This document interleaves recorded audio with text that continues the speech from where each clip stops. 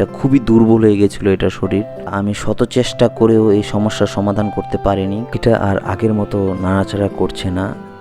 আসসালামু আলাইকুম এভরিওয়ান। আজকের এই ভিডিওটি করার আমার একদমই ইচ্ছে ছিল না, তারপরে এই ভিডিওটি করলাম। আজকের এই ভিডিওটি হলো আমার একটি ঘটে যাওয়া দুর্ঘটনা নিয়ে। অর্থাৎ গত কিছুদিন আগে আমার সাথে একটি দুর্ঘটনা ঘটেছে, অর্থাৎ আমার পাখির সাথে একটি দুর্ঘটনা ঘটেছে, সেই সম্পর্কে এই ভিডিওটা। সো বেশি কথা না বাড়িয়ে মূল ঘটনায় চলে যাই। আপনারা স্ক্রিনে যে পাখিটি দেখতে পারতেছেন, এই পাখিটি আমি আপনাদের আগেও দেখিয়েছি। এই পাখিটি আমি যখন আমার লফটে আনি তখন আমি আপনাদের একটি নতুন ভিডিও দিই।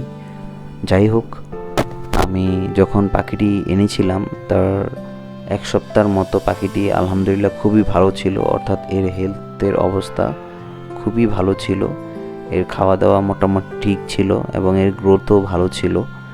কিন্তু 1 থেকে 2 সপ্তাহ পর যখন এটা ধীরে ধীরে বড় হতে শুরু করলো, ঠিক তখনই এর চঞ্চলতাও বৃদ্ধি পেল। অর্থাৎ আগের থেকে এটা বেশি লাফালাফি বেশি করতো এবং খুবই চঞ্চল ছিল। সো হঠাৎ একদিন আমার হাত থেকে এ পাখিটি লাফ দিয়ে মাটিতে পড়ে যায়, যার ফলে তার একটি পা খুব বাজেভাবে ইনজুর্ড হয় এবং মোটামুটি ভেঙেই যায়। সো আমি খুবই হতাশাগ্রস্ত হই এবং একে ট্রিটমেন্ট করি। অর্থাৎ এক বড় ভাইয়ের পরামর্শ নিয়ে আমি একে ট্রিটমেন্ট দেই।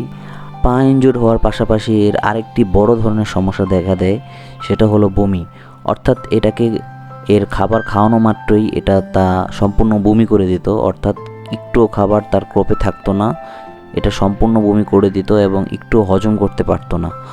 সো এটা আমাকে খুবই দুশ্চিন্তায় ফেলে দেয়। সো আমি কিছু বড় ভাইয়ের পরামর্শে কিছু মেডিসিন এনে একে ট্রিটমেন্ট দিই।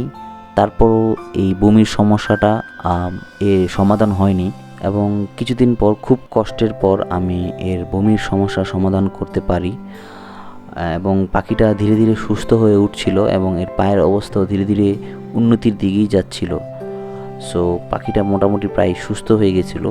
কিন্তু কিছুদিন যাওয়ার পরেই আবার পুনরায় সেই বমির সমস্যাটা দেখা দেয়, যা আমি শত চেষ্টা করেও এই সমস্যার সমাধান করতে পারিনি। কারণ কিছু অংশ খাওয়ালেই এর বমি দেখা দেয়, অর্থাৎ একটু পরপরই এটা বমি করতো এবং এটা খুবই দুর্বল হয়ে গেছিলো এটা শরীর, কারণ পাখিটা কিছুই হজম করতে পারতো না। সো এই অবস্থা এরকম চলতে থাকে 2-1 দিন। সো হঠাৎ একদিন যখন আমি বাহির থেকে বাসায় ফিরি, তখন আমি দেখতে পাই পাখিটা আর আগের মতো নাড়াচাড়া করছে না, অর্থাৎ পাখিটার বেঁচে নেই। সো এটাই ছিল পাখিটার শেষ পরিণতি।